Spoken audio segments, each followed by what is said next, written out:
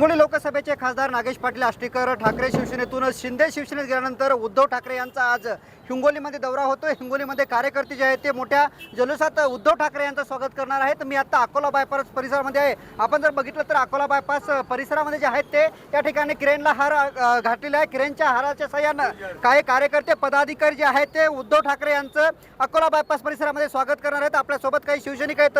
काय स्वागताची तयारी झालेली आहे? आज या ठिकाणी माननीय शिवसेना पक्षप्रमुख उद्धवसाहेब ठाकरे तसेच युवासेना प्रमुख आदित्यसाहेब ठाकरे यांचं हिंगोली जिल्ह्यात आगमन होत आहे। आणि पहिल्यानं हिंगोली जिल्ह्यात आगमन झाल्याच्या नंतर प्रथमतः निष्ठावंतांच्या हस्ते या ठिकाणी सत्कार झाला पाहिजे।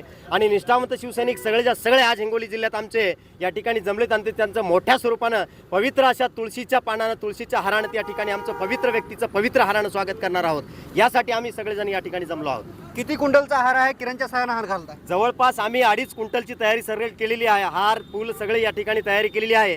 आणि नुसतं हार फुलच नाही, तो 2.5 क्विंटल त्याचं महत्त्व नाही, इथं या ठिकाणी प्रत्येकाची निष्ठा महत्त्वाची आहे। मला तुम्हाला एक सांगायचं, या ठिकाणी जे काही 6 गद्दार खासदार फुटलेत, मला तुम्हाला स्पष्ट सांगायचे की अरे जे काही खासदार आमदार या ठिकाणी केलेत, आजपर्यंत शिवसेना पक्षप्रमुख माननीय बाळासाहेब ठाकरे यांच्या आशीर्वादाने या ठिकाणी ट्रॅक्टर चालवणारा ड्रायव्हर, टॅक्सीचा ड्रायव्हर खासदार केला, पानटपरी चालवणारा एखादा पानटपरीवाला चुना घोळणारा या ठिकाणी मंत्री केला, या ठिकाणी साधा फुलं विकणारा माणूस या ठिकाणी महाराष्ट्राचा मंत्री केला।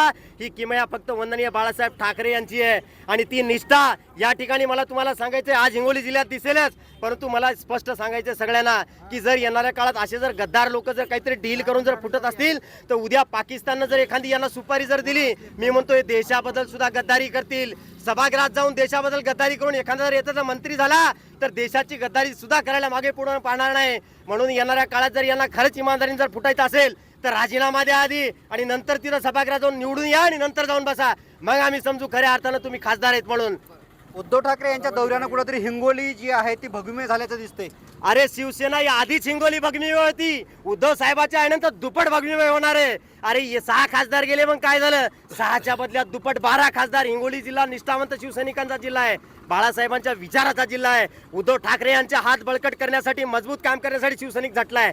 आदित्य ठाकरे यांना पुढे नेण्यासाठी आम्ही सक्षम आहोत। येणाऱ्या काळातही शिवसेनेचं एखाद्या शेतकऱ्याचं लेकरू खासदार केल्याशिवाय सोडणार आहेत आम्ही। काय प्रतिक्रिया तुमची? आज हे 6 खासदार फुटले आणि गेले। या खासदाराला असं पाहिजे की मागं जे ठाणेमध्ये काही प्रकरण घडलं, जो एक नगरसेवक फुटला होता आणि त्याची दशा केली होती, त्याप्रमाणे अशी दशा फुटल्याची करणं भाग आहे। निश्चितच आपण बघतोय की खासदाराची दशा करण्याचं काय तुमची काय प्रतिक्रिया असणार आहे? आम्ही खासदाराला आम्ही पहिलेच सांगितलं की पहिल्या सुरू हिंगोलीत आल्याच्या नंतर तर त्याच्या काळा तोंडाला लावणारच येतं, कारण की हा खासदार आम्ही फार निष्ठेनं आणि कष्टेनं निवडून आणला होता।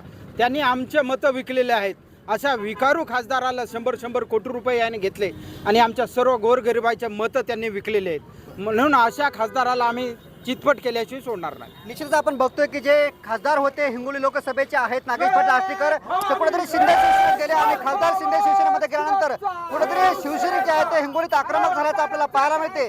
जेव्हा खासदार या लोकसभेमध्ये येतात तेव्हा आम्ही त्यांच्या तोंडाला काळ पाजू, असाही इशारा सर्व शिवसैनिकांनी दिलेला आहे। कॅमेरामॅन साईनाथ शिंदेसह अमित शेंडके, टीव्ही9 मराठी, हिंगोली।